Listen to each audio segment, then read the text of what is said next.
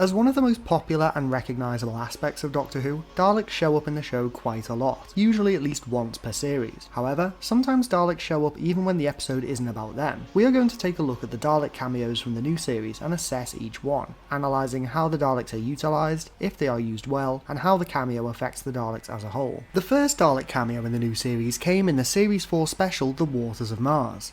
Until this point in the new series, Daleks had been reserved exclusively for appearances in episodes featuring them as the primary villain, so it was a surprise for fans when a scene in this seemingly unrelated special depicts Adelaide Brooke and the Doctor discussing the fallout of the Dalek incursion on Earth in 2009, complete with a flashback showing Adelaide as a child staring down the Dalek that presumably just slaughtered her parents. This scene doesn't feature any Dalek dialogue, but does have an impressive shot for a CGI Dalek, perhaps the best CGI Dalek of this era of the show, coupled with brief footage of a physical prop. This poignant scene shows how the Dalek invasion of Earth affected Adelaide, as she not only lost both her parents, but also saw concrete proof that humanity was not alone in the universe. However, there are those who question the logic of this Dalek cameo. In the context of this scene, the Daleks are trying to eradicate the entire universe, and yet the Dalek refuses to exterminate Adelaide because it senses that she has a role to play in humanity's future. Why would it care? It's a shame that this scene is one of the few examples we get in the series of a previous Dalek invasion affecting the events of a future story, and it's undercut by this apparent logical error. Our next Dalek cameo is an interesting one, as it serves more as a teaser for the following episode rather than a cameo in itself. At the end of The Beast Below, Winston Churchill telephones the TARDIS and talks to the Doctor while a Dalek Ironside casts its shadow over the room. The reveal of the Dalek and the ominous music is great, and despite the lack of dialogue and lack of any actual physical appearance at all apart from a shadow, the Dalek has a great presence here. It's also nice that this appearance of the Dalek came as a genuine surprise, as while the title of the following episode, Victory of the Daleks, had been revealed in advance, few were expecting to see the Dalek show up in the preceding episode, so it makes for a nice frontier in space style reveal. The next Dalek cameo comes from Series 6's The Wedding of Riversong, and it's nowhere near as effective as the previous two Dalek cameos in the new series. This cameo features a damaged Paradigm Dalek depicted using the actual Supreme Dalek prop from Victory of the Daleks, which was damaged beyond repair to film this scene, and the 11th Doctor shows up to rip off its head and extract the Dalek Empire's information about the silence. The 11th Doctor's little speech as he enters the room is pretty cool, but other than that, this scene is a bit of a disappointment for Dalek fans. Not only is this the only Dalek appearance in Series 6, but the Dalek itself is easily disposed of, serves no real purpose to the story, and doesn't sound right either. Watching this scene back, it seems Nick Briggs may have accidentally had his voice modulator set to Cyberman while filming this. The Dalek voice doesn't sound right at all. In Series 9, a Dalek shows up in the Cloisters on Gallifrey in the finale, Hellbent. In a similar way to the previous cameo, this episode depicts its Dalek as damaged, trapped, and weak,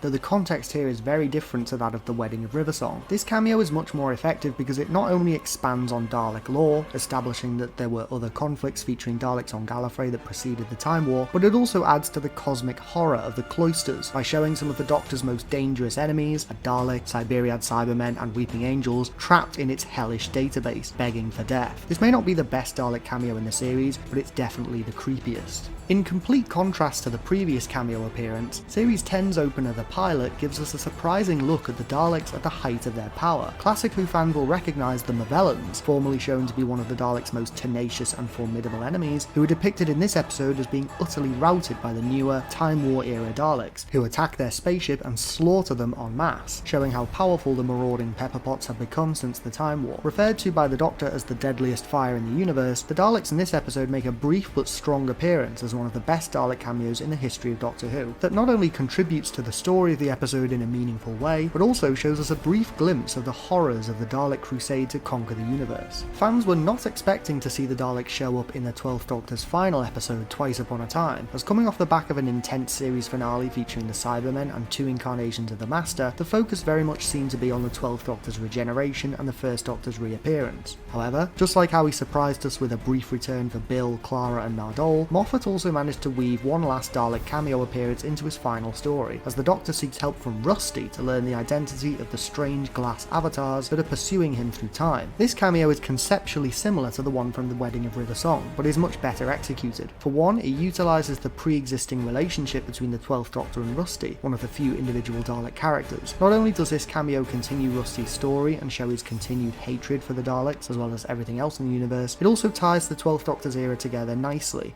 as the Dalek from his second episode and first Dalek story shows up again in his final adventure. Dalek cameos were sparse in the early Chibnall era, as much like Russell T Davies, he had an ongoing story with the Daleks, this time following the life, death, resurrection and second death of the Recon Scouts, which left little room for cameo appearances. However, during Flux, the Daleks do make two distinct appearances. In Once Upon Time, Bell is shown fleeing from Daleks who have taken advantage of the chaos of the Flux to rapidly expand their territory. The excellent Dalek theme from Sego Nakanola enhances their appearance here, but they don't do much in the episode itself. Daleks do reappear in the finale of Flux, The Vanquishers, where they are lured into a trap by the Sontarans and betrayed, and their fleet is consumed by the Flux. The fleet arrival scene is an incredible spectacle, once again enhanced by Sego Nakanola's score, and the clever use of repeated or unused footage from Revolution of the Daleks allowed the interior of the ship to be depicted with full-size props despite the COVID restrictions at the time. However, having Daleks outwitted by Sontarans did annoy some fans, who rightly questioned why the Daleks couldn't come up with a countermeasure for the Flux themselves. Overall, despite making two cameo appearances in Doctor Who Flux, the Daleks don't make much of an impact, though thankfully that is immediately addressed in the following story, Eve of the Daleks. Overall, the ranking of these cameos is clear. The most effective Dalek cameos are the ones that illustrate how threatening the Daleks are, taking full advantage of an appearance outside of a regular Dalek story to show what they can do. On the flip side, Dalek cameos that have the Dalek or Daleks depicted as weak simply detract from their fear factor.